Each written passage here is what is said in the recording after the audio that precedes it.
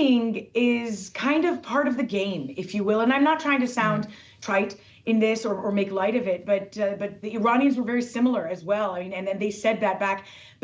This was a few months ago when they had their response. I'm sorry, when Ismail Haniyeh was assassinated in Iran, Iran said, we're going to respond, and the waiting is part of the game, is part of the effort to make everybody on unease and to make them feel nervous and anxious and to await the suspense is part of it. And so Israel in this, it could be part of the game for Israel, but I think also the Israeli government is thinking, is taking their time with their decision and trying to be smart about it and responsible about it, and responsible, but I mean, responsible for what they feel is what achieves their national security objectives, even if the U.S. disagrees with that.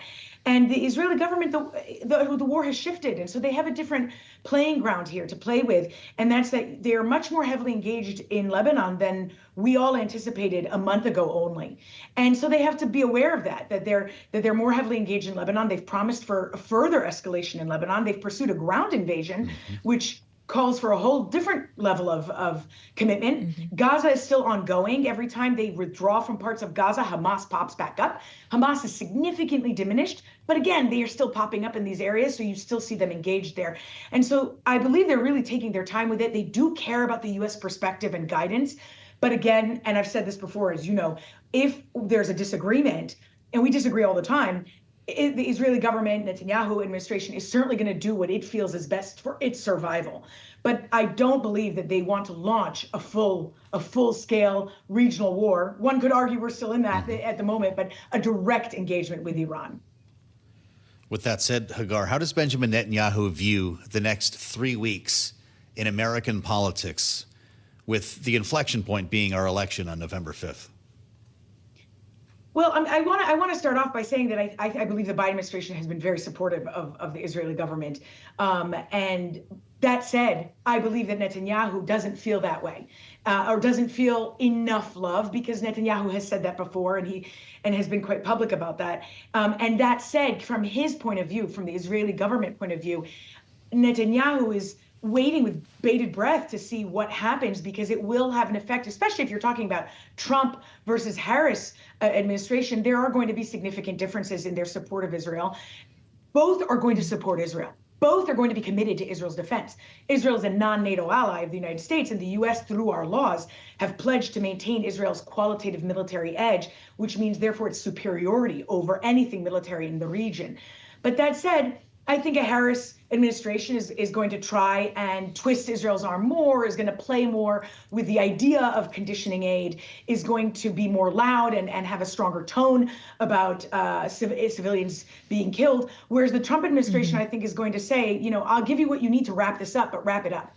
And that is what Trump has said over and over again. So Netanyahu is watching very carefully. I don't think that's holding him back. I don't think that's what is contributing to this time that you're seeing this delay. But that said, he is watching very closely, and he's trying to play both sides very closely. He knows that he's going to have to maintain friendships on both sides, depending who wins. And as you mentioned earlier, no one has been able to predict this. Don't ask me. I don't want to predict it, because none of us know. Hagar, in our final moment with you here, we also learned over the weekend that Hezbollah drones did kill 4 Israeli soldiers, despite all of Israel's efforts to take out Hezbollah capability, hence the incursions into southern Lebanon, where now more than 1,000 people have died. What does this reveal about the capacity that Hezbollah still has remaining despite all of Israel's efforts? Yeah, this is an interesting one.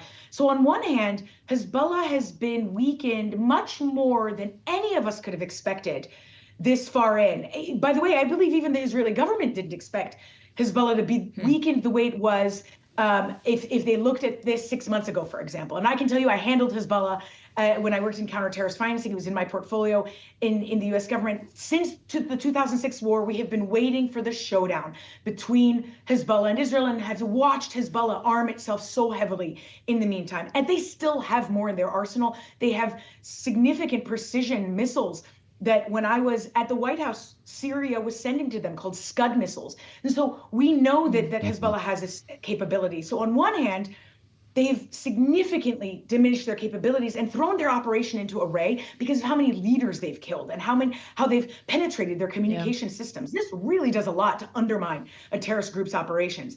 And apparently what I've read is that they've targeted at least half of their arsenal so far. That said, you still have thousands, tens of thousands likely, of fighters, Hezbollah fighters, and a huge arsenal to begin with. So even if you've cut off half, you still have a big chunk remaining. And so, but I believe the Israeli government is aware of that. I mean, they know what they're asking for by going in. They know what it means to escalate with Hezbollah, that it may go in phases. And right now, Israel, I think the Israeli government is definitely the stronger one.